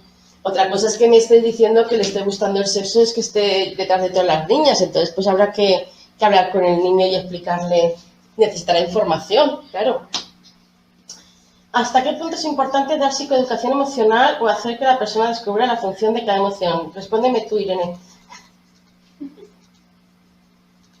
Necesitamos esas tres cosas, más o menos manejarlas, más o menos digo, que no siempre se puede. ¿Cómo no manejas pacientes en consulta que no expresan sus emociones? ¿Cómo se empieza a explorar como terapeuta? Pues como he dicho, Franci, creatividad al poder. Si no me funciona con dibujos, con textos, con cuentos, con paciencia. Sí, con mucha paciencia, con dos muñequitos que tengo que se hablan, diciéndole que se vean un vídeo y que me digan lo que sienten del vídeo, poniéndoles una imagen o una foto y que expresen a partir de ahí para empezar a desbloquear. Es decir, con cualquier cosa que se te pueda ocurrir que a esa persona le puede ir. Cuando un paciente tiene miedos a que hayan ataques terroristas en lugares cerrados y por esta razón no lleva a su hija de 5 años al cine o a museos y lugares cerrados, ¿cómo se puede ayudar? Lo que tiene que hacer esta madre es querer ser ayudada porque está enseñando a su hija que eso es lo normal y está coartando la libertad de su hija. Primero tiene que ella querer tratarse y a partir de ahí, si ella no lo ve un problema, quiero decir, hay tanta gente que hace tantas cosas con las que a lo mejor no estamos nosotros de acuerdo, pero no podemos ir tampoco de jueces de los demás ni de salvadores del mundo. Sería hablar con esta mujer explicándole las consecuencias que puede tener en su hija. ¿Cómo se puede manejar emociones cuando se trabaja con adultos mayores? Pues de la misma forma que cuando trabajas con niños o con adultos, las emociones son emociones. Yo he trabajado 18 años con mayores. Esto es como cuando algún alumno del máster me dice, bueno, ¿y la terapia sexual para el LGTBI o para los gays o para los homosexuales? Pues es que es lo mismo, quiero decir, al final somos cuerpos sexuados igual. Lo mismo que pasa en una pareja hetero pasa en una pareja homo. No hay diferencia. Pues las emociones son emociones y me da igual que sean en niños, en mayores o en adolescentes. Lo que tienes que cambiar a lo mejor son las técnicas o las maneras, los recursos.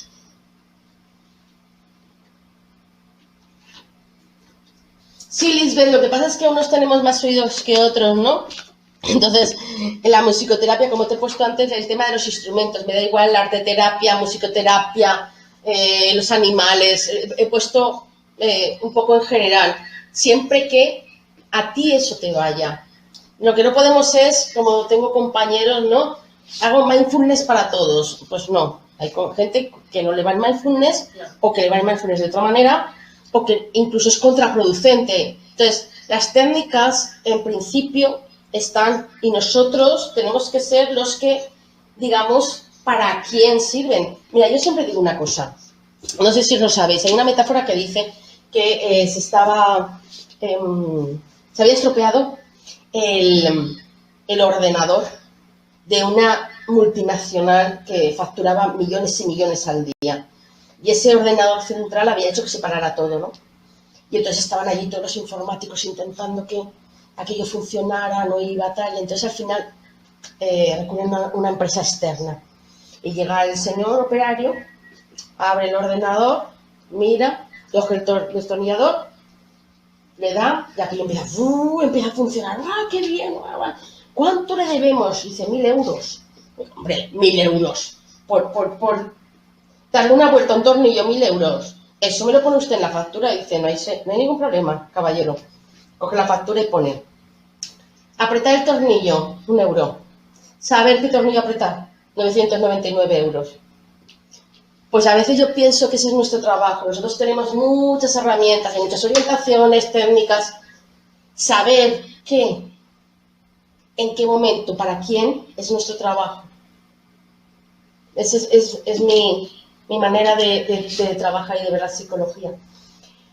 A ver, tengo una paciente que asiste por depresión, llora todo el tiempo, ideación suicida, actualmente está cursando su primer semestre en la universidad y su madre cree que es por esto. Pero al momento de la primera sesión refiere que su padre las maltrataba antes de pequeñas y es muy estricto. Cuando abordo con su madre, ella solo llora. Bueno, esto quiere decir, aquí pues igual hay que hacer terapia familiar si se puede, o hacer terapia con la niña a ver de dónde le vienen estos lloros. Si hay ideación suicida, lo que tienes que trabajar primero, más que la emoción, es el pensamiento. Darle razones para vivir, actividades agradables, refuerzos positivos para contrarrestar, porque cuando hay ideación o intención suicida, eso pasa directamente a un primer plano y lo otro ya se trabajará. Luego, a partir de ahí, pues, bueno, habría que hablar con la madre para contrastar la información.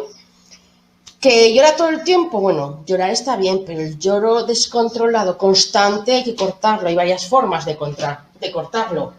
Desde meter las muñecas debajo del agua fría a mirar para arriba. Si miras para arriba, no tienes que parar de llorar. No puedes llorar mirando para arriba. Igual que no te puedes chupar el codo, si miras para arriba no lloras. Entonces, estas cosas hay que saberlas.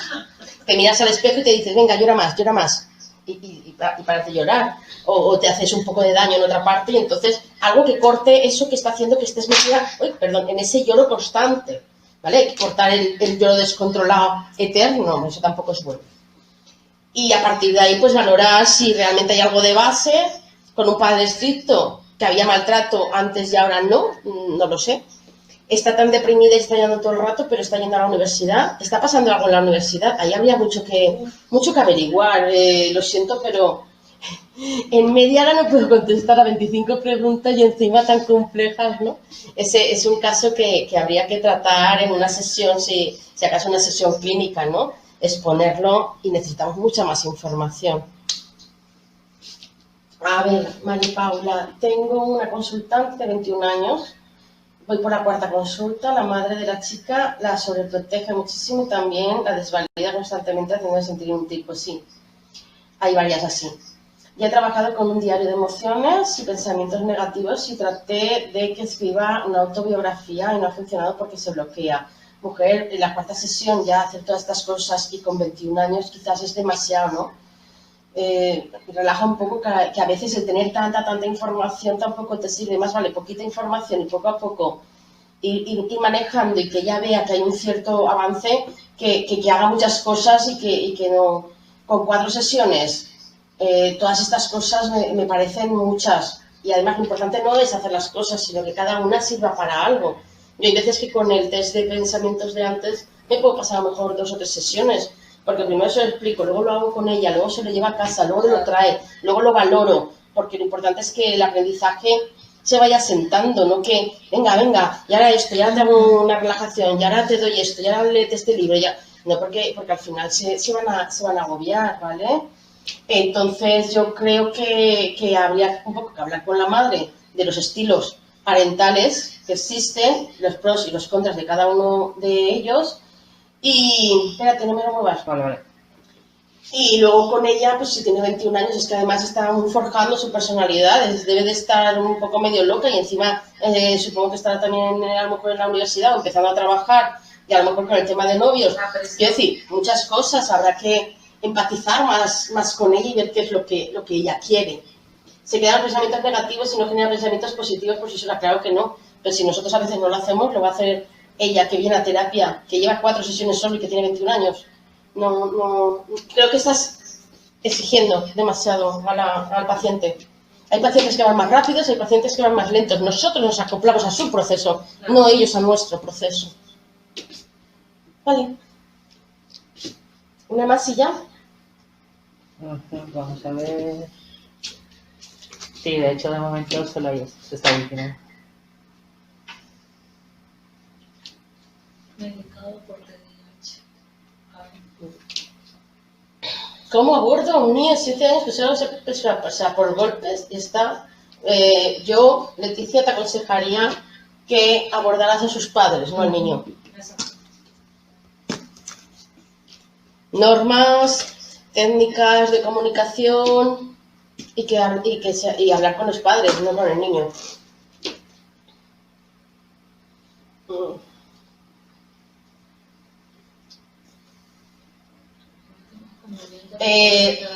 A ver, Rodi Escalante quiere que le mande Muchos. el Entonces, libro, pero tampoco, ya le dije el de si quieres personas erróneas. lo puedo escribir ahí si quieres, porque lo están poniendo de forma individual y es imposible enviar correo a cada persona.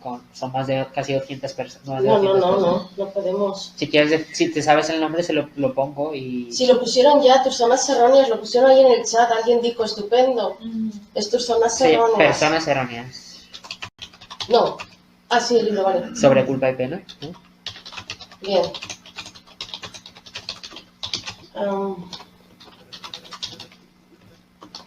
A ver, Ruiz, ¿en qué momento es más conveniente aplicar una terapia? Ay, se me fue. Perdona. Estabas en... De aceptación y compromiso aquí ya. Vale. A una cognitivo-conductual. Va a depender del paciente sobre todo. Yo la terapia la aplico dependiendo del paciente, no del problema. Y que no a todos les funciona la misma terapia, o sea... Claro, no a todos les funciona la no misma a todos les terapia. funciona el mismo tipo de terapia. No. Eso lo tiene que ver es ella. Y hay veces que nosotros también vamos perdidos y yo les digo, mira, vamos a probar por aquí a ver cómo te va o a ver si te gusta. Y por ejemplo, con el tema de mindfulness, pues hay gente Porque que va a un mindfulness con- más dinámico, que hay A lo meditaciones mejor ella quiere activas. aplicarle cognitivo-conductual y esa terapia no funciona con esa persona. Claro. Hay gente que necesita que la lleves más de la mano y que sea una terapia más directiva, ¿no? Y hay gente que necesita ir más a su ritmo, hay más rápidos, más lentos. Muchas personas que les funcionan mal las gestales no quieren averiguar ni indagarlo del pasado, sino quieren enfocarse en el aquí y en el ahora, en el momento. Sí. De todas maneras, si dirás, vale, ¿y eso cómo lo sé? ¿Con el tiempo, con la experiencia? Pues mira, yo te diría que no tengáis miedo a equivocaros. No somos omnipotentes, ni somos... sino ir con esa honestidad, con ese yo soy experto en estrategias, pero tú eres, como decía en la sesión de abril yo, con el trabajo terapéutico focalizado en las emociones, se parte del hecho de que el paciente es experto en su emoción y yo soy experta en técnicas y entonces los dos compartimos experiencias y sobre todo ser humildes. Y mira, vamos a probar por aquí, o vale, ya me hago una idea, o vamos a ver por acá, o te voy a dar esto a ver qué sale. Y no pasa nada, no estás perdiendo el tiempo, ni van a pensar mal de ti, ni todo lo contrario. Y así vas a aprender tú también mucho más y vas a poder ayudar más a los demás.